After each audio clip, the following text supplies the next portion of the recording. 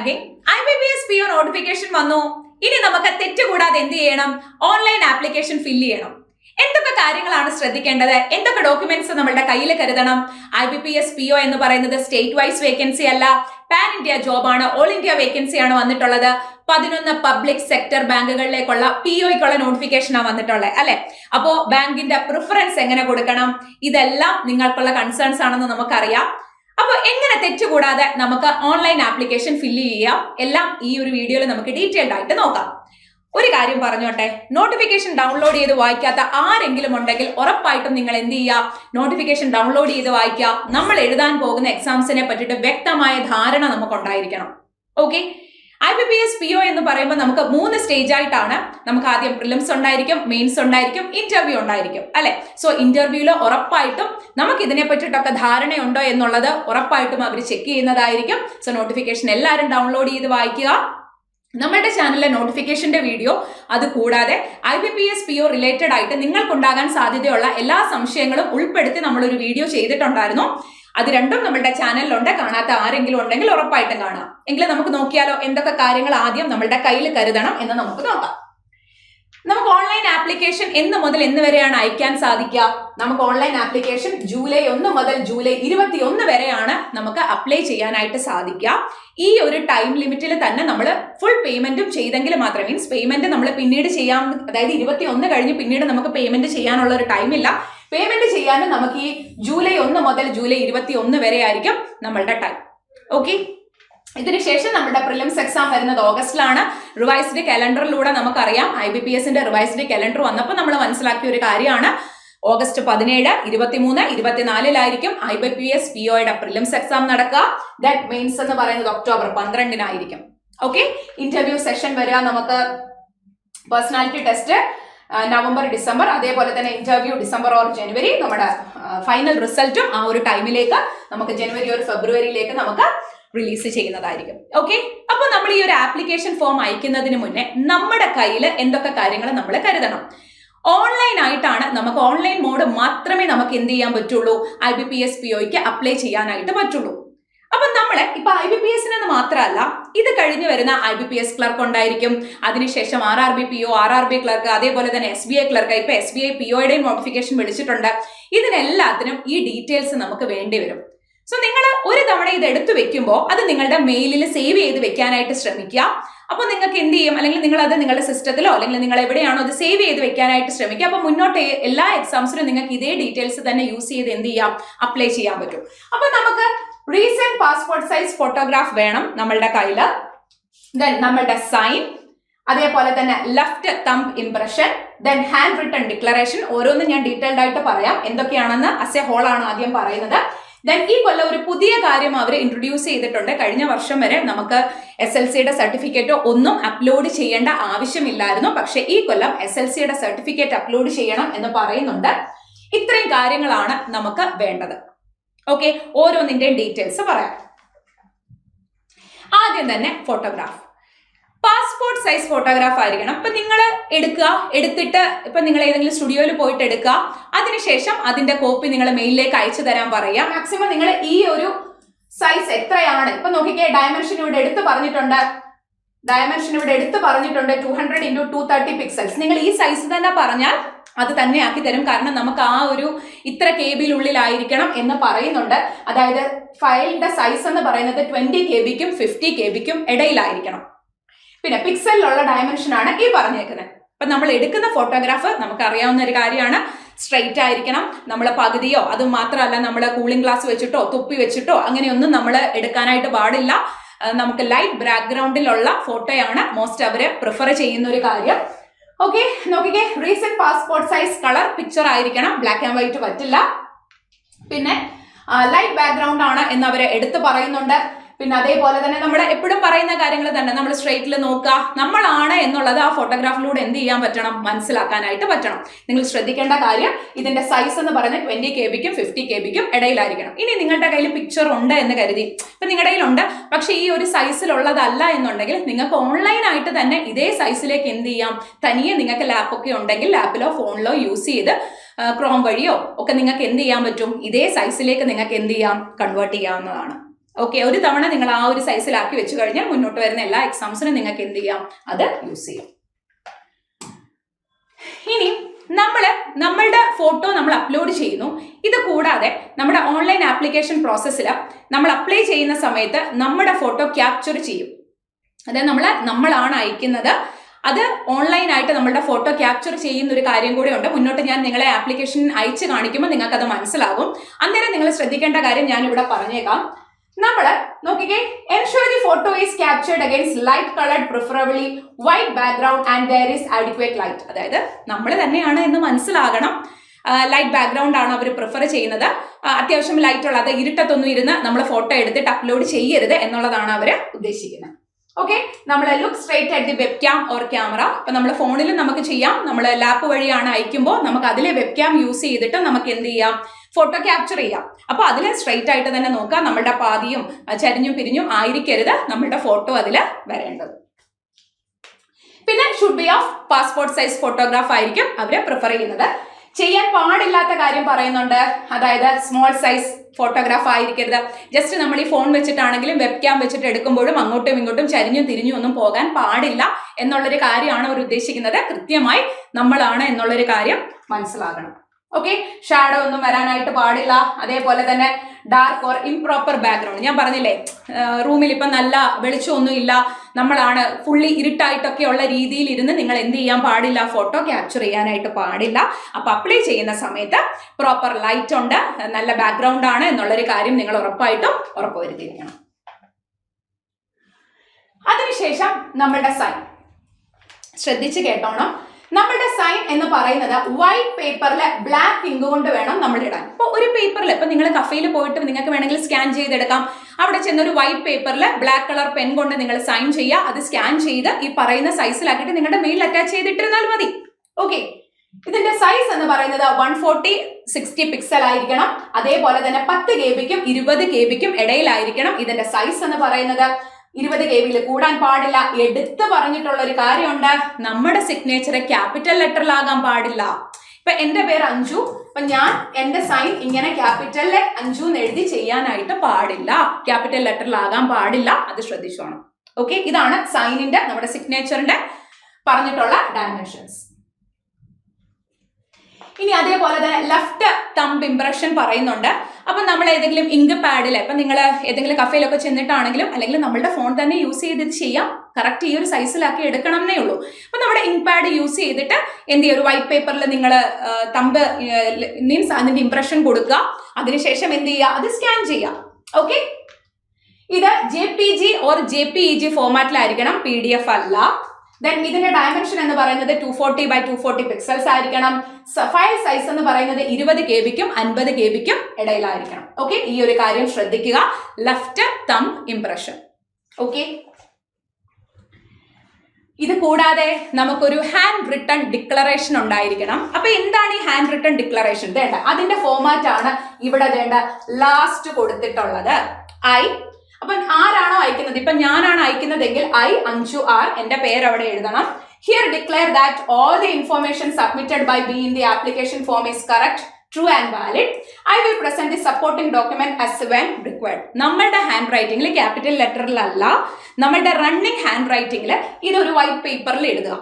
ആ വൈറ്റ് പേപ്പറിൽ എഴുതുമ്പോ നോക്കിക്കേ, the text should not be in capital letters. ഇത് എന്തിലാകാൻ പാടില്ല, ക്യാപിറ്റൽ ലെറ്ററിലാകാൻ പാടില്ല.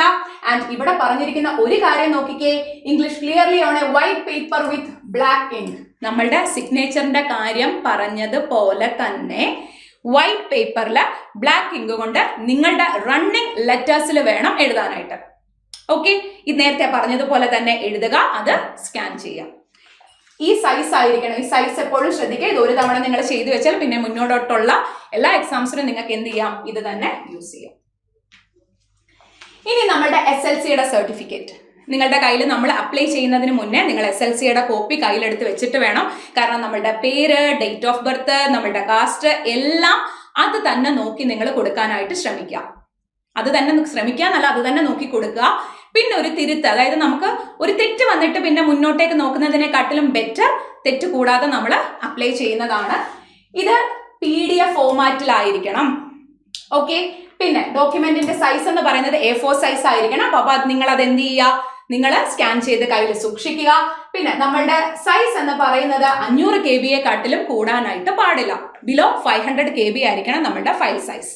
അപ്പൊ അത് PDF ആയിരിക്കണം, A4 സൈസ് ആയിരിക്കണം. കുഴപ്പമില്ലല്ലോ. ഇത്രയും കാര്യങ്ങളാണ് നമ്മുടെ കയ്യിൽ കരുതിയിരിക്കേണ്ടത്. അപ്പൊ ചിലർക്ക് ഒരു ഡൗട്ട് ഉണ്ടായിരിക്കും, ഇപ്പൊ നമ്മൾ കാറ്റഗറി സർട്ടിഫിക്കറ്റ്, ഇപ്പം OBC നോൺ ക്രീമി ലെയർ അല്ലെങ്കിൽ നമ്മൾ EWS സർട്ടിഫിക്കറ്റ്, ഇതെല്ലാം ഇപ്പൊ അപ്ലോഡ് ചെയ്യണോ? ഇതൊന്നും ഇപ്പൊ അപ്ലോഡ് ചെയ്യണ്ട. ഇത് നമ്മൾ ഡോക്യുമെന്റ് വെരിഫിക്കേഷന്റെ ടൈമിലേക്ക് എന്ത് ചെയ്താൽ മതി, നമ്മൾ സബ്മിറ്റ് ചെയ്താൽ മതി. അല്ലാതെ അപ്ലൈ ചെയ്യുന്ന സമയത്ത് നമുക്കത് ആവശ്യമില്ല. അതിന്റെ എല്ലാം ഏത് ഡേറ്റ്സിലുള്ളതാണെന്ന് ഓൾറെഡി നമ്മൾ ആ വീഡിയോയിൽ നേരത്തെ പറഞ്ഞിട്ടുണ്ട്. അതേപോലെ തന്നെ നിങ്ങൾക്ക് നോട്ടിഫിക്കേഷനിൽ വ്യക്തമായിട്ട് എന്ത് ചെയ്യാൻ പറ്റും, അത് മനസ്സിലാക്കാനായിട്ട് പറ്റും. ഓക്കെ. അപ്പം നിങ്ങൾ നോൺ ക്രീമി ലെയറിലുള്ളവരിലാണെങ്കിലും അല്ലെങ്കിൽ EWS കാറ്റഗറിയിലുള്ളവരാണെങ്കിലും നിങ്ങൾ വേഗത്തിൽ തന്നെ നിങ്ങളുടെ കയ്യിൽ ആ സർട്ടിഫിക്കറ്റ് ഇല്ല എന്നുണ്ടെങ്കിൽ ആ സർട്ടിഫിക്കറ്റ് എടുത്ത് വെക്കാനായിട്ടുള്ള കാര്യങ്ങൾ നിങ്ങൾ ചെയ്യും. പിന്നീടുള്ള ഒരു കാറ്റഗറി ചേഞ്ചിന് ഒരിക്കലും അവര് സമ്മതിക്കില്ല. അടുത്ത ഏറ്റവും ഇമ്പോർട്ടന്റ് ആയിട്ടുള്ള ഒരു കാര്യമാണ് ബാങ്ക് പ്രിഫറൻസ് എങ്ങനെ കൊടുക്കണം. വേക്കൻസി കൂടുതൽ ഏത് ബാങ്കിനാ അത് ആദ്യം കൊടുക്കാം. അതായിരിക്കരുത് നമ്മൾ ചെയ്യേണ്ട ഒരു കാര്യം. വേക്കൻസി നോക്കിയിട്ട് മാത്രമല്ല നമ്മൾ എന്ത് ചെയ്യേണ്ടത്, ഏത് ബാങ്ക് ആദ്യം കൊടുക്കണം എന്ന് തീരുമാനിക്കുന്നത്. നമ്മൾ ഇന്റർവ്യൂവിന് ചെല്ലുമ്പോൾ നമ്മളോട് അവർ ആദ്യം ചോദിക്കാൻ പോകുന്ന ചോദ്യം, നിങ്ങൾ എന്തുകൊണ്ട് ഈ ബാങ്ക് ഫസ്റ്റ് പ്രിഫറൻസ് കൊടുത്തു? ഇപ്പൊ നമ്മൾ കാനറ ബാങ്ക് ആണ് കൊടുത്തതെങ്കിൽ നിങ്ങൾ എന്തുകൊണ്ട് കാനറ ബാങ്ക് ഫസ്റ്റ് പ്രിഫറൻസ് കൊടുത്തു? അപ്പൊ അതിനുള്ള ഒരു ഉത്തരം ഉറപ്പായിട്ട് നിങ്ങൾ കണ്ടുവച്ചിട്ടുണ്ടായിരിക്കണം. നമ്മുടെ വേക്കൻസി മാത്രമല്ല, നമ്മളുടെ ബാങ്കിന്റെ പ്രോഫിറ്റബിലിറ്റി, അതേപോലെ തന്നെ ബിസിനസ്, അതേപോലെ തന്നെ കരിയർ ഗ്രോത്ത്, ഇതെല്ലാം നോക്കിയിട്ടായിരിക്കണം നമ്മൾ എന്ത് ചെയ്യേണ്ടത്, ബാങ്കിന്റെ പ്രിഫറൻസ് കൊടുക്കേണ്ടത്. ആ ഒരു കാര്യം എപ്പോഴും നിങ്ങളുടെ ശ്രദ്ധയിൽ ഉണ്ടായിരിക്കണം. പിന്നെ ഇത് പേഴ്സണൽ ചോയ്സ് ആണ്. അപ്പൊ നിങ്ങൾക്ക് ഇഷ്ടമുള്ള രീതിയിൽ കൊടുക്കാം. ഞാൻ പറഞ്ഞതാണ്, നമ്മൾ വേക്കൻസി എന്നൊരു ഫാക്ടർ മാത്രം നോക്കിയിട്ടായിരിക്കരുത് കൊടുക്കേണ്ടത്. ഇപ്പം നമ്മൾ കുഞ്ഞിലെയൊക്കെ അച്ഛൻ്റെ അമ്മയുടെയൊക്കെ കൂടെ നമ്മൾ ബാങ്കിൽ പോയിട്ടുണ്ടെങ്കിൽ എനിക്ക് ആ ബാങ്കിൽ ജോലി ചെയ്യണമെന്ന് എൻ്റെ ആഗ്രഹം ഉണ്ടായിരുന്നു, അല്ലെങ്കിൽ എനിക്ക് അവിടെ ജോലി ചെയ്യണം എന്നാണ് എൻ്റെ ആഗ്രഹം. അങ്ങനെയുള്ളവർക്ക് ഫസ്റ്റ് പ്രിഫറൻസ് അത് കൊടുക്കാം. പക്ഷെ ഞാൻ പറഞ്ഞതാണ്, വേക്കൻസി എന്നൊരു ഫാക്ടർ മാത്രമായി പോകരുത്. നമ്മുടെ പ്രോഫിറ്റബിലിറ്റി, അതേപോലെ തന്നെ ബിസിനസ് ഗ്രോത്ത്, നമ്മുടെ കരിയർ ഗ്രോത്ത്, ഇതെല്ലാം മുൻനിർത്തിയിട്ട് വേണം നമ്മൾ എന്ത് ചെയ്യാനായിട്ട്, നമ്മുടെ ബാങ്കിന്റെ പ്രിഫറൻസ് കൊടുക്കാനായിട്ട്. ഓക്കെ. വേക്കൻസിയിലേക്ക് വരുവാണെങ്കിൽ ടോട്ടൽ നമുക്ക് 5208 വേക്കൻസി ആണ്. അതിൽ തന്നെ 3 ബാങ്ക്, അതായത് ഇന്ത്യൻ ബാങ്ക്, അതേപോലെ UCO bank and union bank of India, ഈ 3 ബാങ്ക് വേക്കൻസി റിപ്പോർട്ട് ചെയ്തിട്ടില്ല. അപ്പോൾ നമ്മുടെ റിസൾട്ട് വരുന്ന ടൈം ആകുമ്പോഴത്തേക്കിന് ഉറപ്പായിട്ടും ഈ ബാങ്ക് വേക്കൻസി റിപ്പോർട്ട് ചെയ്യും. സോ ഉറപ്പായിട്ടും ഈ ഒരു നമ്പർ 5208 എന്ന് പറയുന്ന നമ്പർ ഉറപ്പായിട്ടും കൂടത്തേ ഉള്ളൂ, കുറയില്ല. ഇനി നമ്മൾ പ്രോഫിറ്റബിലിറ്റി നോക്കുകയാണെന്നുണ്ടെങ്കിൽ നമുക്ക് ഏറ്റവും ടോപ്പ് പൊസിഷനിൽ പറയാൻ പറ്റുന്നത് നമുക്ക് bank of Baroda, then Canara bank and അതേപോലെ തന്നെ പഞ്ചാബ് നാഷണൽ ബാങ്ക്. ഈ 3 ബാങ്കാണ് പ്രോഫിറ്റബിലിറ്റിയുടെ കാര്യത്തിൽ സ്റ്റേറ്റ് ബാങ്ക് ഓഫ് ഇന്ത്യക്ക് ശേഷം നമുക്ക് എന്ത് ചെയ്യാൻ പറ്റുന്നത്, പറയാനായിട്ട് പറ്റുന്നത്. നമ്മൾ വേക്കൻസി നോക്കുകയാണെങ്കിൽ ബാങ്ക് ഓഫ് ബറോഡയിൽ 1000 വേക്കൻസി ഉണ്ട്, അതേപോലെ തന്നെ കാനറ ബാങ്കിൽ 1000 വേക്കൻസി ഉണ്ട്, പഞ്ചാബ് നാഷണൽ ബാങ്കിൽ വേക്കൻസി കുറവാണ്, 200 ആണ് വന്നേക്കുന്നത്, അല്ലെ? ഇതിൽ തന്നെ ഇത് രണ്ടും സെയിം വേക്കൻസിയാ, 1000 ആണ്. അപ്പൊ നമ്മൾ ആദ്യം ഏത് കൊടുക്കും, അല്ലെ? ഇവിടെ നോക്കിക്കേ, ഈ കാനറ ബാങ്ക് എന്ന് പറയുന്നത് നമ്മുടെ കേരളത്തിൽ ഏറ്റവും കൂടുതൽ ബ്രാഞ്ചസ് ഉള്ള ഒരു ബാങ്കാണ്. അപ്പൊ നമുക്ക് ഫസ്റ്റ് പ്രിഫറൻസ് കാനറ ബാങ്ക്, കേരളത്തിൽ തന്നെ ജോലി ചെയ്യണം എന്നാണ് നിങ്ങളുടെ ആഗ്രഹം എന്നുണ്ടെങ്കിൽ ഫസ്റ്റ് പ്രിഫറൻസ് നിങ്ങൾക്ക് കാനറ ബാങ്ക് കൊടുക്കാം. ഇതിൽ ഏതാണെങ്കിലും നിങ്ങളുടെ ചോയ്സിൽ നിങ്ങൾക്ക് ചെയ്യാവുന്നതാണ്. ഇപ്പൊ കേരളത്തിൽ തന്നെയാണ് നിങ്ങൾക്ക് നിൽക്കാൻ താല്പര്യം എന്നുണ്ടെങ്കിൽ നിങ്ങൾക്ക് ഫസ്റ്റ് പ്രിഫറൻസ് എന്ത് ചെയ്യാം, കാനറ ബാങ്ക് കൊടുക്കാം. ദെൻ ബാങ്ക് ഓഫ് ബറോഡ, ഈ 3 എണ്ണത്തിന് ശേഷം നിങ്ങൾക്ക് ആ ഒരു രീതിയിൽ ബാക്കിയുള്ള ബാങ്ക് കൊടുക്കാവുന്നതാണ്. ഇതൊരു ഞാൻ സജസ്റ്റ് ചെയ്ത ഒരു ഓർഡർ ആണ്. നിങ്ങൾക്ക് ഇപ്പം ആദ്യത്തെ കേസ് ഞാൻ പറഞ്ഞു, പ്രോഫിറ്റബിലിറ്റി നോക്കുകയാണെങ്കിലും പിന്നെ അതേപോലെ തന്നെ യൂണിയൻ ബാങ്ക് ഓഫ് ഇന്ത്യ നമ്മൾ റിപ്പോർട്ട് ചെയ്തിട്ടില്ല, പക്ഷെ അതും നമുക്ക് കേരളത്തിൽ കൂടുതൽ ബ്രാഞ്ചസ് ഉള്ളതാണ്. അപ്പൊ സൗത്ത് ഇന്ത്യയിലോട്ടാണ് നിങ്ങൾ കൂടുതൽ നോക്കുന്നത് എന്നുണ്ടെങ്കിൽ രണ്ടാമത് നിങ്ങൾക്ക് ഇത് കൊടുക്കാം. ഇത് നിങ്ങളുടെ ഇഷ്ടത്തിനനുസരിച്ച് അങ്ങോട്ടും ഇങ്ങോട്ടും മാറ്റാം. കാരണം ബാങ്ക് ഓഫ് ബറോഡയിൽ പ്രോഫിറ്റബിലിറ്റി നോക്കിയാലും മുന്നിലാണ്, വേക്കൻസി നോക്കിയാലും മുന്നിലാണ്. പിന്നെ സൗത്ത് സോൺ ആയതുകൊണ്ട് മാത്രം ഞാൻ second union bank of India വെച്ചു എന്ന് മാത്രം. ഓക്കെ, അതും നല്ല രീതിയിൽ തന്നെ പ്രോഫിറ്റബിലിറ്റി ഉള്ള ഒരു ബാങ്ക് തന്നെയാണ്. ഇത് നിങ്ങളുടെ ചോയ്സ് അനുസരിച്ച് നിങ്ങൾക്ക് അങ്ങോട്ടും ഇങ്ങോട്ടും മാറ്റം വരുത്താവുന്നതാണ്. ഈ 4 എണ്ണം നിങ്ങൾ ഫസ്റ്റ് പ്രിഫറൻസിൽ കൊടുക്കാം. അത് നിങ്ങളുടെ ഇഷ്ടാനുസരണം അങ്ങോട്ടേക്ക് നോക്കാം. ഈ കാനറ ബാങ്ക് ഫസ്റ്റ് കൊടുക്കാനുള്ള ഒറ്റ റീസൺ, നമുക്ക് കേരളത്തിലെ ഏറ്റവും കൂടുതൽ ബ്രാഞ്ച് ഉള്ളത് കാനറ ബാങ്കിനാണ്. അതേപോലെ തന്നെ പ്രോഫിറ്റബിലിറ്റി നോക്കിയാലും ഗ്രോത്ത് നോക്കിയാലും എല്ലാം ടോപ്പ് പൊസിഷനിൽ തന്നെയാണ്. ഓക്കെ, ദെൻ സെക്കൻഡ് വേണമെങ്കിൽ നിങ്ങൾക്ക് ബാങ്ക് ഓഫ് ബറോഡ കൊടുക്കാം. It's your choice. ഇത് വേക്കൻസി റിപ്പോർട്ട് ചെയ്തിട്ടില്ല, അല്ലെ? നമ്മൾ ഇത് നേരത്തെ കണ്ടതാണ്. Union bank of India vacancy report ചെയ്തിട്ടില്ല, പക്ഷെ ഉറപ്പായിട്ടും വേക്കൻസി റിപ്പോർട്ട് ചെയ്യും. അതുകൊണ്ടാണ് നമുക്ക് കേരളത്തിലെ ബ്രാഞ്ചും കൂടുതലാണ്. സോ അതുകൊണ്ടാണ് ഞാൻ union bank of India second പൊസിഷനിൽ കൊടുത്തത്. ദെൻ ബാങ്ക് ഓഫ് ബറോഡ, അത് വേണമെങ്കിൽ നിങ്ങൾക്ക് സെക്കൻഡ് പൊസിഷനിലേക്ക് മാറ്റാം. അതിനുശേഷം പഞ്ചാബ് നാഷണൽ ബാങ്കും നിങ്ങൾക്ക് വേണമെങ്കിൽ ഇത് മൂന്നും ആദ്യത്തെ പ്രിഫറൻസിൽ കൊടുക്കാം. നാലാമത്തേതിൽ എന്ത് ചെയ്യാം, യൂണിയൻ ബാങ്ക് ഓഫ് ഇന്ത്യ ആക്കാം. Okay, it's your choice. ബാക്കി നിങ്ങളുടെ ഇഷ്ടാനുസരണം തന്നെ Indian bank, bank of India, Indian overseas bank, Punjab and Sindh bank, UCO bank, bank of Maharashtra and central bank of India. ഇത് സജസ്റ്റ് ചെയ്തതാണ്. നിങ്ങൾക്ക് നിങ്ങളുടെ ഇഷ്ടത്തിനനുസരിച്ച് കുറച്ച് അങ്ങോട്ടും ഇങ്ങോട്ടും മാറ്റാം. പക്ഷെ മാക്സിമം ഈ 4 എണ്ണം ആദ്യത്തെ പ്രിഫറൻസിൽ വെക്കാനായിട്ട് ശ്രമിക്കുക. Canara bank, union bank of India, bank of Baroda, Punjab national bank. ബാക്കി നിങ്ങളുടെ ഇഷ്ടത്തിനനുസരിച്ച് കുറച്ച് അങ്ങോട്ടും ഇങ്ങോട്ടും നിങ്ങൾക്ക് മാറ്റം വരുത്താവുന്നതാണ്. അപ്പൊ ഇത് നമ്മൾ സജസ്റ്റ് ചെയ്തൊരു കാര്യമാണ്. ബാക്കി നിങ്ങളുടെ ചോയ്സ് ആണ്. ഓക്കെ, അപ്പോ ഇനിയും നമ്മൾ എങ്ങനെയാണ് ഫോം ഫില്ല് ചെയ്യുന്നത് എന്നുള്ളത് ഞാൻ ചെയ്ത് കാണിക്കാം. നമ്മൾ റിയലി എങ്ങനെയാണ് ആപ്ലിക്കേഷൻ അയക്കുന്നത് എന്നുള്ളത് ചെയ്ത് കാണിക്കാം. ഓക്കെ, അപ്പോ ഇനി ആപ്ലിക്കേഷൻ അയച്ചാൽ മാത്രം മതിയോ? പോരാ, ആപ്ലിക്കേഷൻ അയച്ചാൽ മാത്രം പോരാ, നന്നായിട്ട് പഠിക്കണം അല്ലെ. അപ്പൊ നമ്മുടെ സൈലം ബാങ്കിങ് ടീമിന് ഓൺലൈൻ ബാച്ചും ഉണ്ട്, ഓഫ്ലൈൻ ബാച്ചും ഉണ്ട്. പുതിയ ഓൺലൈൻ ബാച്ച് ഏതാണെന്ന് ഒരുപാട് ആസ്പിറൻസ് നമ്മളോട് ചോദിക്കുന്നുണ്ട്. IBPS SBI ടാർഗറ്റ് ബാച്ച് നമ്മളുടെ ജൂലൈ 9-ന് സ്റ്റാർട്ട് ചെയ്യുന്ന ബാച്ചാണ്. അപ്പൊ ഇതിലെ ക്ലാസ്സസ് എങ്ങനെയാണ് എന്ന് നിങ്ങൾക്ക് അറിയാൻ വേണ്ടിയിട്ട് IBPS SBI free demo classes നമ്മുടെ സൈലം ലേണിംഗ് ആപ്പ് ഡൗൺലോഡ് ചെയ്താൽ നിങ്ങൾക്ക് കാണാൻ പറ്റും. നിങ്ങൾ പ്ലേ സ്റ്റോറിൽ നിന്ന് സൈലം ലേണിംഗ് ആപ്പ് ഡൗൺലോഡ് ചെയ്യുക, അതിൽ ബാങ്കിങ് കൊഹോട്ട് സെലക്ട് ചെയ്യുക, എന്നിട്ട് നിങ്ങൾ IBPS SBI free demo classes നിങ്ങൾക്ക് അവിടെ കാണാൻ പറ്റും. ഈ ഒരു ബാച്ച് നിങ്ങൾക്ക് അവിടെ കാണാൻ പറ്റും. അതിൽ നിങ്ങൾക്ക് ഫ്രീ ആയിട്ട് എൻറോൾ ചെയ്യാം. അതിൽ നമ്മുടെ ഫ്രീ ക്ലാസ്സസ് ഇപ്പോൾ ഓൾറെഡി സ്റ്റാർട്ട് ചെയ്തിട്ടുണ്ട് എല്ലാ സബ്ജക്റ്റിന്റെയും. സോ നിങ്ങൾക്ക് നമ്മുടെ ക്ലാസ്സസ് എങ്ങനെയാണെന്ന് നേരിട്ട് കണ്ട് മനസ്സിലാക്കാം ഫ്രീ ആയിട്ട്. അതിനുശേഷം നിങ്ങൾക്ക് എന്ത് ചെയ്യാം, നമ്മുടെ ബാച്ചിൽ ജോയിൻ ചെയ്യാം. ഓൺലൈൻ ആയിട്ടാണ് നിങ്ങൾ പഠിക്കാൻ താല്പര്യപ്പെടുന്നത് എന്നുണ്ടെങ്കിൽ നമുക്ക് ഏറ്റവും പുതിയ ബാച്ച് എന്ന് പറയുന്നത് IBPS SBI ടാർഗറ്റ് ബാച്ച് ആണ്. ജൂലൈ 9-ന് ക്ലാസ് സ്റ്റാർട്ട് ചെയ്യും. ഇനി നമുക്ക് ഓഫ്ലൈൻ ബാച്ച് ഉണ്ടോ? യെസ്, സൈലം ബാങ്കിങ് ടീമിന്റെ ഓഫ്ലൈൻ ബാച്ച് എന്ന് പറയുന്നത് കോഴിക്കോട് വെസ്റ്റ് ഹിൽ ക്യാമ്പസിലാണ്. നമുക്ക് റെഗുലർ ബാച്ചും ഉണ്ട്, റിപ്പീറ്റേഴ്സ് ബാച്ചും ഉണ്ട്. റെഗുലർ ബാച്ച് നമ്മൾ തുടങ്ങിയിട്ട് ഇപ്പോൾ ഒരു 2 months ആയി. അപ്പോൾ പുതിയ റെഗുലർ ഓഫ്ലൈൻ ബാച്ച് ഇല്ലേ, ഫ്രഷ് ബേസിക് ബാച്ച് ഇല്ലേ എന്ന് ഒരുപാട് ആസ്പിറൻസ് നമ്മളോട് ചോദിക്കുന്നുണ്ട്. നമ്മുടെ അടുത്ത റെഗുലർ ഓഫ്ലൈൻ ബാച്ച് എന്ന് പറയുന്നത് 23-നായിരിക്കും നമ്മൾ എന്ത് ചെയ്യുക, സ്റ്റാർട്ട് ചെയ്യുക. ജൂലൈ 23-ന് നമ്മുടെ റെഗുലർ ഓഫ്ലൈൻ ബാച്ച് സ്റ്റാർട്ട് ചെയ്യാണ്. അടുത്ത ബാച്ച് സ്റ്റാർട്ട് ചെയ്യാണ്. ഓക്കെ, അപ്പോൾ നമ്മൾ 520+ hours ഓഫ് ക്ലാസ്സസ് ആയിരിക്കും നിങ്ങൾക്ക് ഉണ്ടായിരിക്കാം. നമ്മുടെ സിലബസ് എല്ലാം കവർ ചെയ്തതിന് ശേഷം നമുക്ക് ഇന്റൻസീവ് ആയിട്ടുള്ള പ്രാക്ടീസ് സെഷൻസ് ഉണ്ടായിരിക്കും. അപ്പോൾ ഇതെല്ലാം നമ്മുടെ ബാച്ചിന്റെ പ്രത്യേകതയാണ്.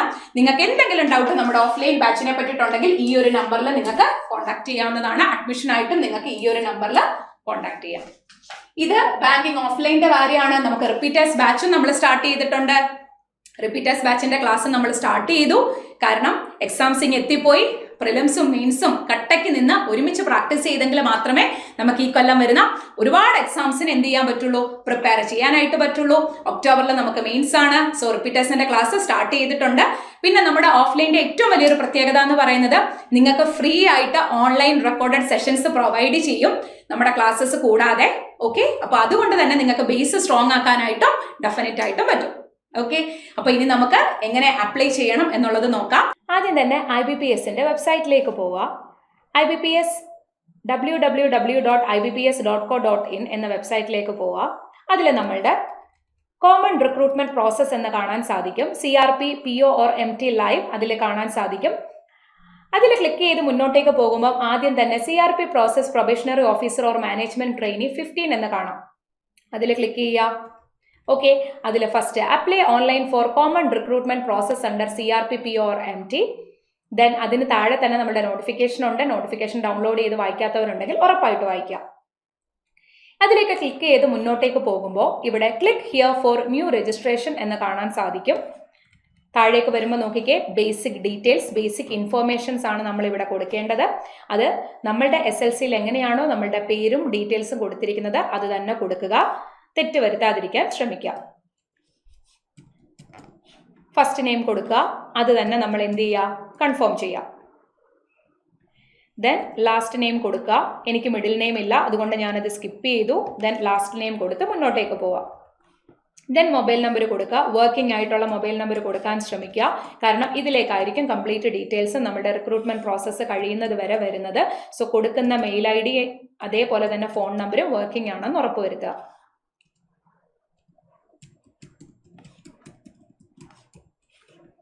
കൊഹോട്ട് ഇവിടുന്ന് സെലക്ട് ചെയ്യുക.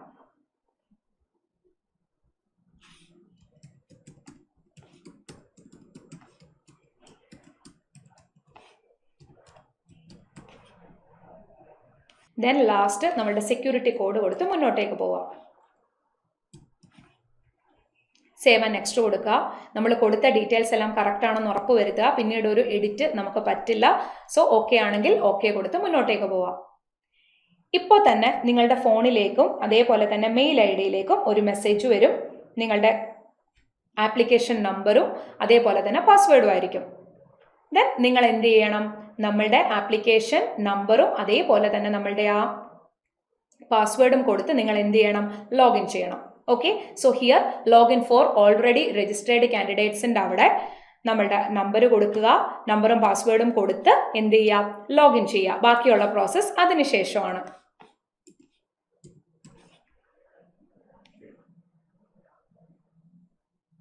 ഓക്കെ, ഇപ്പം നമ്മുടെ ബേസിക് ഇൻഫോർമേഷൻ ആണ് നിങ്ങൾ ഇതേണ്ട ഇവിടെ കാണുന്നത്. പേര്, ഡീറ്റെയിൽസ്, നമ്മുടെ മൊബൈൽ നമ്പർ. ഓക്കെ, അത് നമുക്കിനി അതൊരു എഡിറ്റ് പറ്റില്ല. സോ നെക്സ്റ്റ് കൊടുത്ത് മുന്നോട്ടേക്ക് പോവാം. ദെൻ അടുത്ത പ്രോസസ്സ് എന്ന് പറയുന്നത് നമ്മുടെ ഫോട്ടോ ആൻഡ് സിഗ്നേച്ചർ നമ്മൾ അപ്ലോഡ് ചെയ്യുക എന്നുള്ളതാണ്. കറക്റ്റ് സൈസിൽ എല്ലാം ആക്കി നമ്മൾ നേരത്തെ സെറ്റ് ചെയ്ത് വെച്ചിട്ടുണ്ടായിരിക്കണം. അതിൻ്റെ ഡീറ്റെയിൽസ് എല്ലാം ഞാൻ ഓൾറെഡി നേരത്തെ പറഞ്ഞിട്ടുണ്ട്. സോ നമ്മളുടെ ഫയൽ സെലക്ട് ചെയ്യാം. ഓക്കെ, ഫയൽ സെലക്ട് ചെയ്ത് മുന്നോട്ടേക്ക് പോവാം. അതിൽ നമ്മളുടെ ഫോട്ടോ കൊടുക്കുക. ഓക്കെ, കറക്റ്റ് നമ്മുടെ പാസ്പോർട്ട് സൈസ് ഫോട്ടോ ആയിരിക്കണം. ദെൻ അതിനുശേഷം നമുക്ക് ഫോട്ടോ ക്യാപ്ചർ ഉണ്ട്. ഒന്നെങ്കിൽ നമുക്ക് വെബ് ക്യാം യൂസ് ചെയ്ത് ഫോട്ടോ ക്യാപ്ചർ ചെയ്യാം, അല്ലെങ്കിൽ നമുക്ക് എന്ത് ചെയ്യാം? നമുക്ക് സ്കാൻ ചെയ്ത് ഫോൺ വഴിയും എന്ത് ചെയ്യാം? ഇതിൻ്റെ ഫോട്ടോ ക്യാപ്ചർ ചെയ്യാവുന്നതാണ്. നിങ്ങൾക്ക് ഏതാണോ കംഫർട്ട് ആയിട്ടുള്ളത് അത് ചെയ്യാം. സോ ഞാനിവിടെ ലിങ്ക് യൂസ് ചെയ്ത് ചെയ്യാണ്. അത് ഞാനിപ്പോൾ ഇവിടെ സ്കാൻ ചെയ്യാണ്. സ്കാൻ ചെയ്തിട്ട് ഡയറക്റ്റ് IBPSൻ്റെ സൈറ്റിലേക്ക് പോവുക. ദെൻ ഫോട്ടോ ക്യാപ്ചർ കൊടുക്കുക. ദെൻ ഫോട്ടോ ക്യാപ്ചർ കൊടുക്കുമ്പോൾ നമ്മൾ പ്രോപ്പർ ലൈറ്റ് ഉണ്ട്, നമ്മുടെ ഫേസ് എല്ലാം ഓക്കെ ആണ് എന്നുള്ള രീതിയിൽ തന്നെ കൊടുക്കണം.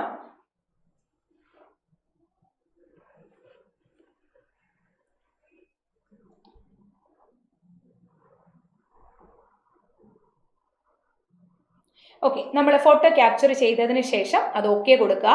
അപ്പം നമ്മുടെ ലൈവ് ക്യാപ്ചേർഡ് ഇമേജ് അവിടെ വരുന്നതായിരിക്കും. ഓക്കെ, അത് കറക്റ്റ് ആണെന്ന് ഉറപ്പ് വരുത്തണം. ലൈറ്റ് ബാക്ക്ഗ്രൗണ്ട് ആയിരിക്കണം. ഓക്കെ, അതെല്ലാം നിങ്ങൾ ശ്രദ്ധിച്ചിരിക്കണം. അത് കംപ്ലീറ്റ് ആയതിനു ശേഷം നമ്മളുടെ സിഗ്നേച്ചർ അപ്ലോഡ് ചെയ്യുക. സിഗ്നേച്ചർ അപ്ലോഡ് ചെയ്തതിന് ശേഷം ഇവിടെ ഒരു ഡയലോഗ് ബോക്സ് ഉണ്ട്. നമ്മളുടെ ഫോട്ടോയും അതേപോലെ തന്നെ സിഗ്നേച്ചറും നമ്മളുടെ തന്നെയാണെന്ന് നമ്മൾ ഉറപ്പ് വരുത്തുക. ദെൻ നെക്സ്റ്റ് കൊടുത്ത് മുന്നോട്ടേക്ക് പോവാം. ഓക്കെ, ദെൻ ഇനി നമ്മളുടെ എല്ലാ ഡീറ്റെയിൽസും തെറ്റാതെ തന്നെ കൊടുക്കുക. ഇവിടെ നമ്മുടെ ബേസിക് ഡീറ്റെയിൽസിൽ ആദ്യം നമ്മുടെ കാറ്റഗറിയാണ്. എപ്പോഴും നിങ്ങൾ ശ്രദ്ധിക്കേണ്ട കാര്യം, നമ്മുടെ കാറ്റഗറിയിൽ ഒരു ചേഞ്ചും പിന്നീട് നമുക്ക് വരുത്താൻ പറ്റില്ല. ജനറൽ ആണെങ്കിലും EWS ആണെങ്കിലും OBC ആണെങ്കിലും നമ്മൾ അത് തന്നെ കൊടുത്ത് മുന്നോട്ടേക്ക് പോകുക. സോ ജനറൽ കൊടുത്ത് ഞാനിപ്പോൾ മുന്നോട്ടേക്ക് ചെയ്യാണ്. പിന്നീട് ഒരു ചേഞ്ച് പറ്റില്ല. നിങ്ങൾ EWS ആണെങ്കിലും OBC നോൺ ക്രീമി ലെയർ ആണെങ്കിലും അതിൻ്റെ സർട്ടിഫിക്കറ്റ് എടുത്തു വെക്കാനായിട്ട് ശ്രമിക്കുക നേരത്തെ തന്നെ. ഓക്കെ, ദെൻ ജനറൽ കാറ്റഗറി കൊടുത്ത് ഞാനിപ്പോൾ മുന്നോട്ടേക്ക് പോകുവാണ്. ഇനി നമ്മൾ എന്തെങ്കിലും ഡിസബിലിറ്റി ഉള്ള ആളാണെങ്കിൽ യെസ് കൊടുക്കുക, അല്ലെങ്കിൽ നോ കൊടുത്ത് മുന്നോട്ടേക്ക് പോവുക. Are you A person of bench mark disability of 40% and above എന്ന് ചോദിച്ചിട്ടുണ്ട്. ആണെങ്കിൽ യെസ് കൊടുക്കുക, അതിൻ്റെ ഡീറ്റെയിൽസ് കൊടുക്കുക. അല്ല എന്നുണ്ടെങ്കിൽ നോ കൊടുത്ത് മുന്നോട്ടേക്ക് പോവുക. ഓക്കെ, ഇതെല്ലാം അതിനെ ബേസ് ചെയ്തിട്ടുള്ള ഡീറ്റെയിൽസ് ആണ്. സോ അത് യെസ് കൊടുത്തവർ അത് ഫില്ല് ചെയ്യുക, അല്ലാത്തവർ മുന്നോട്ടേക്ക് പോവുക. Then are you A person with specified disability covered, അപ്പോൾ അത് ആണ് എന്നുണ്ടെങ്കിൽ അങ്ങനെ കൊടുക്കുക, അല്ല എന്നുണ്ടെങ്കിൽ നോ കൊടുത്ത് മുന്നോട്ടേക്ക് പോവാം. Okay, then whether serving in government or public sector undertaking, നമ്മൾ എവിടെയെങ്കിലും വർക്ക് ചെയ്യുന്ന ആളാണെങ്കിൽ യെസ് കൊടുക്കുക, അല്ല എന്നുണ്ടെങ്കിൽ നോ കൊടുത്ത് മുന്നോട്ടേക്ക് പോകുക. നമ്മൾ എക്സ് സർവീസ് മാൻ ആണോ എന്ന് ചോദിക്കുന്നുണ്ട്. ആണെങ്കിൽ യെസ് കൊടുക്കുക, അല്ലെങ്കിൽ നോ കൊടുത്ത് മുന്നോട്ടേക്ക് പോവാം. ഓക്കെ, ഇനി അതേപോലെ തന്നെ നമ്മളുടെ റിലീജിയൻ ഏതാണ് ടൈപ്പ് ചെയ്യുക. നമ്മൾ ഇതിൽ നിന്ന് സെലക്ട് ചെയ്ത് കൊടുക്കുക. നമ്മൾ മൈനോറിറ്റിയിലുള്ള ആളാണെങ്കിൽ മൈനോറിറ്റി കൊടുത്ത് മുന്നോട്ടേക്ക് പോകുക, അല്ല എന്നുണ്ടെങ്കിൽ നോ കൊടുത്ത് മുന്നോട്ടേക്ക് പോകാം. Okay, then have you appeared for the PO or MT earlier? നിങ്ങൾ കഴിഞ്ഞ വർഷം അതിന്റെ മുന്നിലത്തെ വർഷം ഒക്കെ എഴുതിയിട്ടുണ്ടെങ്കിൽ യെസ്, ഇല്ല എന്നുണ്ടെങ്കിൽ നോ കൊടുക്കുക. എത്ര അറ്റംപ്റ്റ് എത്ര ആണെങ്കിലും കുഴപ്പമൊന്നുമില്ല. നിങ്ങളിപ്പം ഒരു അറ്റംപ്റ്റ് ആണെങ്കിൽ 1 കൊടുക്കുക. അപ്പൊ ഏറ്റവും ലാസ്റ്റ് ആയിരിക്കുമല്ലോ. ഇപ്പൊ ഈ വർഷത്തേത് 15 ആണ്. അപ്പൊ കഴിഞ്ഞ വർഷത്തേതാണ് എഴുതിയതെങ്കിൽ 14 കൊടുക്കാം. നിങ്ങളിപ്പം 2 ആണ് ഇവിടെ കൊടുക്കുന്നതെന്നുണ്ടെങ്കിൽ നിങ്ങൾക്ക് ഇവിടെ ക്ലിക്ക് ചെയ്ത് കഴിഞ്ഞാൽ ഇത് രണ്ടും നിങ്ങൾക്ക് എന്ത് ചെയ്യാൻ പറ്റും, ഇവിടെ ഇങ്ങനെ സെലക്ട് ചെയ്യാം. സോ അതിന് കുഴപ്പമില്ല. ഓക്കെ, ദെൻ ഇനി അതേപോലെ തന്നെ next, are you trained apprentice of any participating public sector bank? നിങ്ങൾ എവിടെയെങ്കിലും അപ്രന്റീസ് ആയിട്ട് വർക്ക് ചെയ്തിട്ടുണ്ടോ? ഉള്ളവരാണെങ്കിൽ അത് കൊടുക്കുക, യെസ് കൊടുക്കുക. അല്ലാത്തവർ നോ കൊടുക്കുക. കാരണം ഇതിന് എക്സ്ട്രാ മാർക്കുണ്ട്. അപ്പൊ അതുകൊണ്ടാണ് അങ്ങനെ അവർ ചോദിക്കുന്നത്. ഓക്കെ, അങ്ങനെ ഉണ്ടെങ്കിൽ അതിന്റെ ഡീറ്റെയിൽസ് നിങ്ങൾ സെപ്പറേറ്റ് മാർക്ക് ചെയ്യുക അതിൽ. ഓക്കെ, ദെൻ നാഷണാലിറ്റി ഇന്ത്യൻ കൊടുക്കുക. ദെൻ അതേപോലെ തന്നെ നമ്മൾ എവിടെയാണ് എക്സാം എഴുതുന്നത്, നമ്മുടെ സ്റ്റേറ്റ് ഏതാണോ അത് കൊടുക്കുക.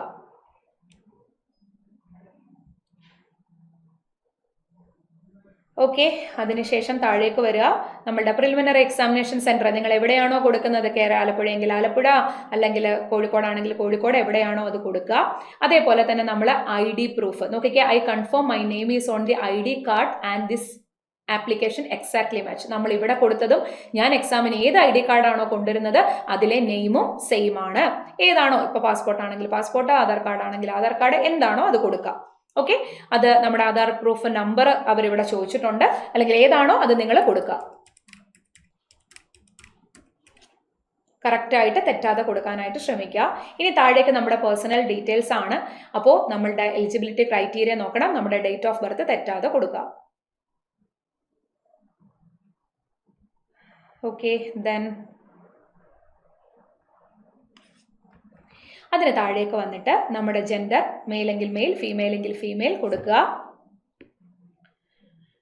ഓക്കെ, ദെൻ മാരീഡ് ആണോ, മാരീഡ് ആണെങ്കിൽ മാരീഡ്, അല്ലെങ്കിൽ അൺമാരീഡ് കൊടുക്കുക. ദെൻ ഇവിടെ നോക്കിക്കുക, I hereby voluntarily consent to the use of my Aadhaar number at the various stages of examination. അപ്പോൾ നമ്മളത് കൊടുക്കാൻ ഓക്കെ ആണ് എന്നുണ്ടെങ്കിൽ യെസ് കൊടുക്കുക. യെസ് കൊടുത്ത്, കാരണം ഇത് ഓൾമോസ്റ്റ് നമ്മൾ കൊടുക്കുന്നതാണ്. സോ ഇവിടെ മാൻഡേറ്ററി അല്ല. അങ്ങനെ ഉണ്ടെങ്കിൽ നിങ്ങൾക്ക് ആധാർ കാർഡ് നമ്പർ വേണമെങ്കിൽ കൊടുക്കാം, അല്ലെങ്കിൽ പാൻ കാർഡ് നമ്പർ എന്താണോ അത്. പക്ഷേ മാൻഡേറ്ററി അല്ല. കൊടുത്തില്ലെങ്കിൽ കുഴപ്പമില്ല. ഇനി നമുക്കൊരു ട്വിൻ സിസ്റ്റർ ഉണ്ടോ എന്നുള്ളതാണ് ചോദിക്കുന്നത്. ഉണ്ടെങ്കിൽ യെസ് കൊടുക്കുക, ഇല്ല എന്നുണ്ടെങ്കിൽ നോ കൊടുത്ത് മുന്നോട്ടേക്ക് പോകാം. ദെൻ ബാക്കി താഴേക്ക് നോക്കിക്കേ, നമ്മളുടെ ഫാദർ നെയിം കൊടുക്കുക.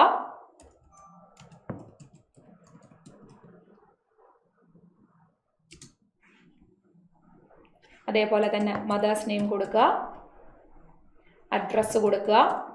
ഇതൊക്കെ നമ്മൾ തെറ്റാതെ തന്നെ നമ്മുടെ ID പ്രൂഫ് അല്ലെങ്കിൽ നമ്മുടെ SLCയിലുള്ളത് തന്നെ കൊടുക്കാനായിട്ട് ശ്രമിക്കാം. ഓക്കെ,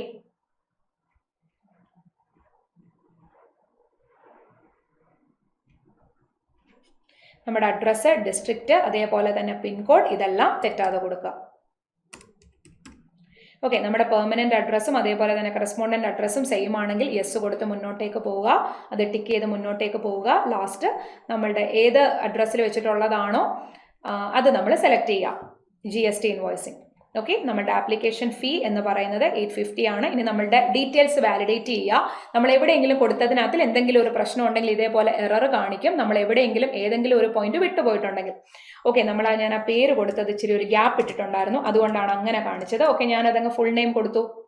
ഓക്കെ, വേറെ do you register on national apprenticeship training scheme? ഇതിൽ രജിസ്റ്റർ ചെയ്തിട്ടുണ്ടോ എന്ന് ചോദിച്ചിട്ടുണ്ട്. അപ്പം നമ്മളത് മറ്റേതിലാണെന്ന് കരുതി നമ്മളത് സ്കിപ്പ് ചെയ്തായിരുന്നു. സോ യെസ് എങ്കിൽ യെസ്, നോ എങ്കിൽ നോ കൊടുത്ത് മുന്നോട്ടേക്ക് പോവുക. ബാക്കിയെല്ലാം ഓക്കെ ആണ് എന്ന് തോന്നുന്നു. ഒന്നും കൂടെ ഒന്ന് വെരിഫൈ ചെയ്യാം. ദെൻ ആഫ്റ്റർ ദാറ്റ് നമുക്ക് എന്ത് ചെയ്യാം, നമ്മുടെ ഡീറ്റെയിൽസ് ഒന്നും കൂടെ നമുക്ക് എന്ത് ചെയ്യാം, വാലിഡേറ്റ് ചെയ്യാം. ഓക്കെ, ദെൻ ഡീറ്റെയിൽസ് വാലിഡേറ്റ് ചെയ്തതിന് ശേഷം എല്ലാം ഓക്കെ ആണെങ്കിൽ സേവ് ആൻഡ് നെക്സ്റ്റ് കൊടുത്ത് മുന്നോട്ടേക്ക് പോകാം. ഓക്കെ, വെരിഫൈഡ് സക്സസ്ഫുള്ളി കാണിച്ചിട്ടുണ്ട്. സോ സേവ് ആൻഡ് നെക്സ്റ്റ് കൊടുത്ത് മുന്നോട്ടേക്ക് പോകാം. ഓക്കെ, ദെൻ താഴേക്ക് നോക്കിക്കുക. അടുത്തത് ഇനി നമ്മുടെ ക്വാളിഫിക്കേഷൻ ആൻഡ് എക്സ്പീരിയൻസ് ഡീറ്റെയിൽ ആണ്.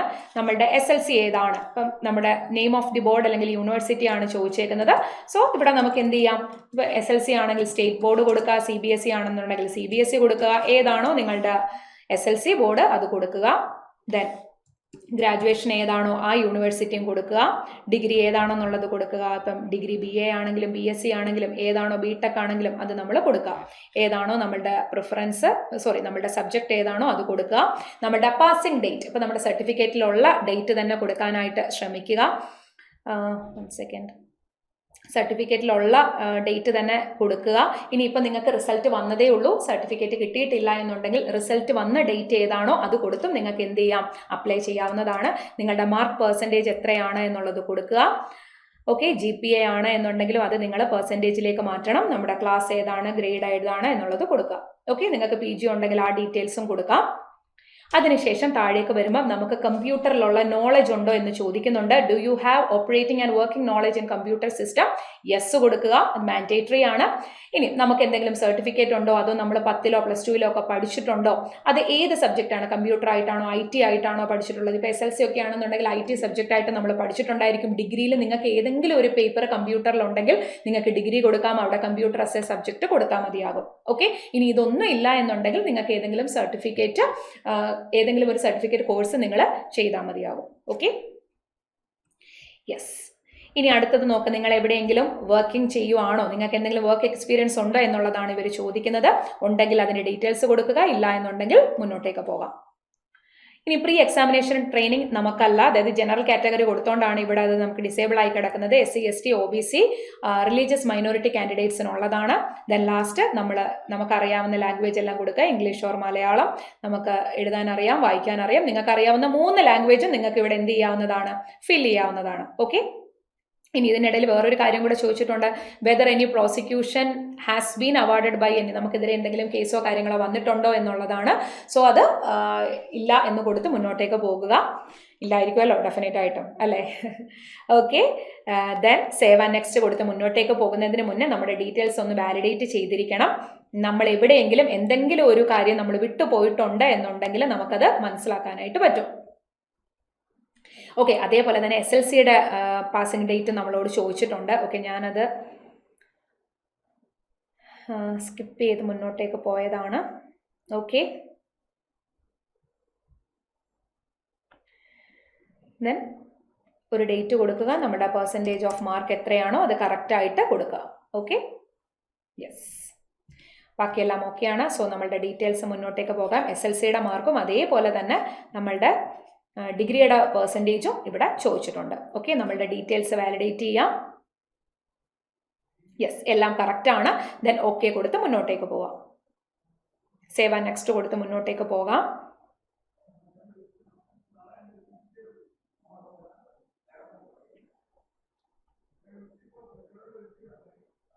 യെസ്, അതൊക്കെ ആയി. ഇനിയാണ് നമ്മളുടെ ബാങ്ക് പ്രിഫറൻസ്. അപ്പോൾ ഓൾറെഡി ഞാൻ നിങ്ങളോട് പറഞ്ഞിട്ടുണ്ടായിരുന്നു, നമ്മളുടെ ബാങ്ക് പ്രിഫറൻസ് അതായത് വേക്കൻസി നോക്കിയിട്ടല്ല, നമ്മുടെ പ്രോഫിറ്റബിലിറ്റി അതേപോലെ തന്നെ നമ്മുടെ ബാങ്കിന്റെ ഗ്രോത്ത്, ബിസിനസ് എല്ലാം നോക്കിയിട്ട് വേണം നമ്മൾ കൊടുക്കാനായിട്ട്. ഓക്കെ, അപ്പോൾ ഞാൻ ആ പറഞ്ഞിട്ടുള്ള ഓർഡറിൽ തന്നെ നിങ്ങൾ കൊടുക്കുക, അല്ലെങ്കിൽ നമ്മുടെ പേഴ്സണൽ ചോയ്സ് ആണ്. അപ്പോൾ ഞാനൊരു ഓർഡർ പറഞ്ഞിട്ടുണ്ട്, അതൊരു ഒരു സജസ്റ്റ് ചെയ്തൊരു ഓർഡറാണ്. സോ നിങ്ങൾ നന്നായിട്ട് ആലോചിച്ചിട്ട് എന്ത് ചെയ്യുക, നിങ്ങളുടെ ഓർഡർ കൊടുക്കുക. ഓക്കെ, അപ്പോൾ എല്ലാ ബാങ്കും ഒരെണ്ണം പോലും നിങ്ങളുടെ ഒരു ഓർഡറിൽ എല്ലാ 11 പബ്ലിക് സെക്ടർ ബാങ്കും കൊടുക്കുക, ഒരെണ്ണം പോലും നിങ്ങൾ കൊടുക്കാണ്ടിരിക്കരുത്. സോ ഇത് കംപ്ലീറ്റ് കൊടുത്ത് നിങ്ങളുടെ ആ ഒരു ഓർഡറിൽ, ഞാനിപ്പോൾ ആ ഓർഡറിൽ കൊടുക്കുന്നില്ല, ജസ്റ്റ് നിങ്ങൾ എന്ത് ചെയ്യുക, ആ ഓർഡറിൽ തന്നെ കൊടുത്ത്, മീൻസ് നിങ്ങൾക്ക് ഏത് ഓർഡർ ആണോ 11 പബ്ലിക് സെക്ടർ ബാങ്കും ഇൻക്ലൂഡ് ചെയ്ത് കൊടുക്കുക. ഓക്കെ, അത് കൊടുത്തതിന് ശേഷം സേവ് ആൻഡ് നെക്സ്റ്റ് കൊടുത്ത് എന്ത് ചെയ്യുക, മുന്നോട്ടേക്ക് പോവാം. ഓക്കെ, ഒന്ന് മിനിമം ഞാനിപ്പോൾ ജസ്റ്റ് ഇതെല്ലാം അങ്ങ് കൊടുത്തേക്കാം. നിങ്ങൾ 2 എണ്ണം മാത്രമാക്കി ഇടരുത്. ഞാനിപ്പോൾ ആ ഓർഡർ നോക്കുന്നില്ല, ഇത് ജസ്റ്റ് സ്പീഡിൽ ചെയ്യാൻ വേണ്ടിയിട്ടാണ്. നിങ്ങൾക്കുള്ള ഓർഡറിൽ തന്നെ കൊടുക്കണം, അതെപ്പോഴും ശ്രദ്ധിച്ചോണം. ഞാനിതിപ്പോൾ ജസ്റ്റ് നമ്മുടെ ഈ പ്രോസസ്സ് കംപ്ലീറ്റ് ആക്കാൻ വേണ്ടിയിട്ട് ഞാൻ ആ ഉള്ളതങ്ങ് ജസ്റ്റ് ക്ലിക്ക് ചെയ്ത് മുന്നോട്ടേക്ക് പോവാണ്. നമ്മൾ ഓൾമോസ്റ്റ് എല്ലാം കൊടുത്തല്ലോ. യെസ്, എല്ലാം കൊടുക്കേണ്ടത് കൊണ്ടാണെന്ന് എനിക്ക് തോന്നുന്നു. യെസ്, എല്ലാം കൊടുക്കേണ്ടത് കൊണ്ടാണ്. ദെൻ വാലിഡേറ്റ്, നമ്മുടെ ഡീറ്റെയിൽസ് വാലിഡേറ്റ് ചെയ്യുക. ദെൻ ഓക്കെ കൊടുത്ത് മുന്നോട്ടേക്ക് പോവാം. ഓക്കെ, ഒന്നുകൂടെ ഞാൻ ഓർമ്മിപ്പിക്കുകയാണ്, ഞാൻ ഈ പ്രോസസ്സ് കംപ്ലീറ്റ് ആകാൻ വേണ്ടിയിട്ട് ആ ഓർഡറിൽ തന്നെ ചുമ്മാ ജസ്റ്റ് ക്ലിക്ക് ചെയ്തതാണ്. നിങ്ങൾക്ക് കൊടുക്കേണ്ട ഓർഡറിൽ തന്നെ കൊടുത്തിട്ട് എന്ത് ചെയ്യുക, മുന്നോട്ടേക്ക് പോവുക. സേവ് ആൻഡ് നെക്സ്റ്റ് കൊടുത്ത് മുന്നോട്ടേക്ക് പോവുക.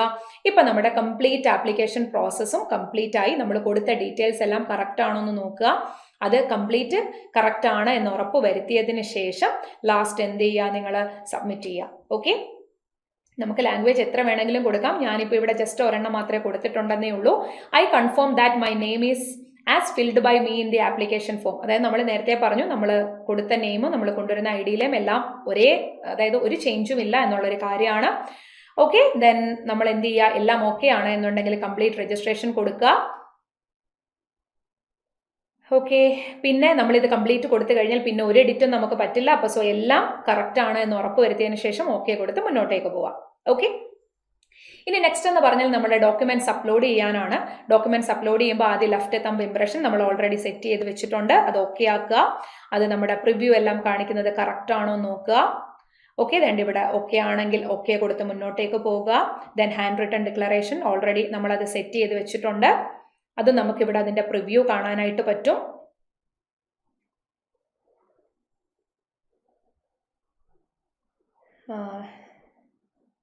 ഓക്കെ, ഇത് ലോഡിങ് കാണിക്കുകയാണ്. നമ്മുടെ ഡിക്ലറേഷൻ കൊടുത്തു, അതും ഓക്കെ ആക്കുക. അതിനുശേഷം നമ്മുടെ SLCയുടെ സർട്ടിഫിക്കറ്റും നമ്മൾ അപ്ലോഡ് ചെയ്യേണ്ടതായിട്ടുണ്ട്. അതേപോലെ ഇവിടെ ഒരു ഡയലോഗ് ബോക്സ് ഉണ്ട്. I confirm that the hand written declaration and thumb impression uploaded above R valid. നമ്മുടെ തന്നെയാണ് എന്ന് ഉറപ്പുവരുത്തുക. അതേപോലെ തന്നെ നമ്മളുടെ SLCയുടെ സർട്ടിഫിക്കറ്റും നമ്മൾ എന്ത് ചെയ്യണം, ഇതിൽ അപ്ലോഡ് ചെയ്യണം. ഓക്കെ,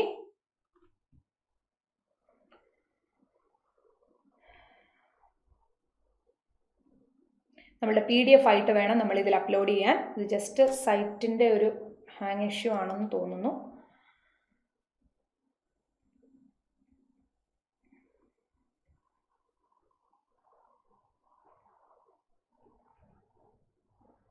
ഓക്കെ, നമ്മൾ SLCയുടെ സർട്ടിഫിക്കറ്റ് നമ്മൾ എന്ത് ചെയ്യുക, അപ്ലോഡ് ചെയ്യുക. ഓക്കെ, യെസ്, SLCയുടെ സർട്ടിഫിക്കറ്റ് നമ്മൾ A4 സൈസിൽ തന്നെ അപ്ലോഡ് ചെയ്ത് ഓക്കെ കൊടുക്കുക. ദെൻ അതേപോലെ തന്നെ നമ്മളുടെ ഒന്നും കൂടെ നമുക്ക് ആ ഒരു ഡിക്ലറേഷൻ ഒന്നും കൂടെ നമുക്കൊന്ന് അപ്ലോഡ് ചെയ്ത് കൊടുക്കാം.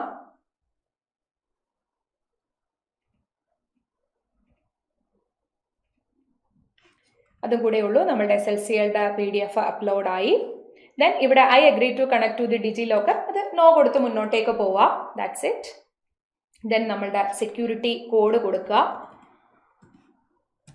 ഫൈനലായി ഇനി നമുക്ക് നമ്മളുടെ പേയ്മെന്റ് സ്റ്റേജ് മാത്രമേ ഉള്ളൂ.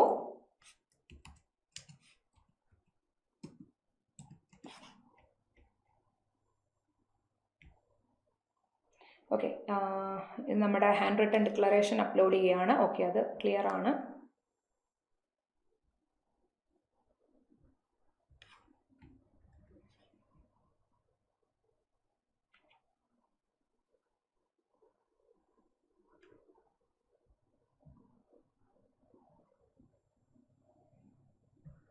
ഐ തിങ്ക് നോക്കട്ടെ.